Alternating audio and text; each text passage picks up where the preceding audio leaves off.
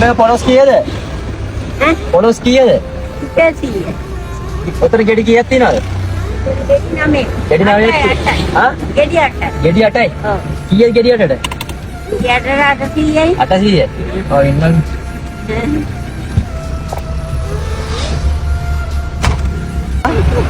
පොලොස් කොහෙන්ද ගේන්නේ මේවා? හා? එයාට කීයක් දෙනවද? එයාට 80ක් දෙනවා.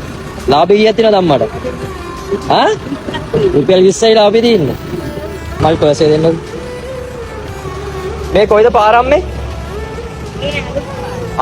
අලුත් පාරේ. බයිපාස් පාර. මේ කකුල් මොන වෙලාවද අම්මේ?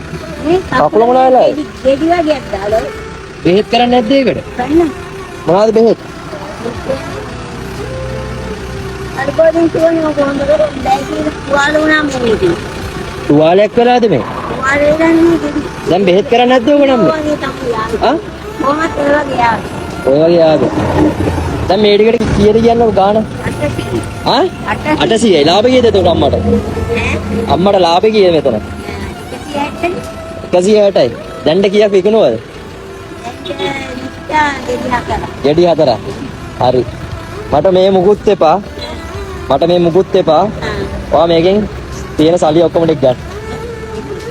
ගන්න? නෑ ගන්නකො. මමනේ දෙන්නේ. ඔක්කොම ටික ගන්න. ඔක්කොම මල්ලි වාහනේ. ඔක්කොම ගන්න. පර්ස් එකේ තියෙන කොල කෑලි ටික අයින් කරලා දැන් ගණන් කරන්නක. ගණන් කීයක් තියෙනවද කියලා. අද මේ පොලොස් ටික මට එපා.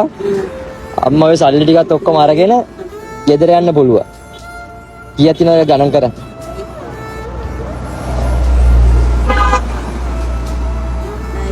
එකයි 4යි 5යි. දරුවෝ ඉන්නවද? 10යි 9යි. හරි කමන්නේ. ඔය ටික කමන්නේ. මං ගාව අතේ තිබ්බේ ඔච්චරයි. දරුවෝ ඉන්නවද අම්මට? එයා මොනවද කරන්නේ දරුවා? කුලී වැඩ කරන්නේ.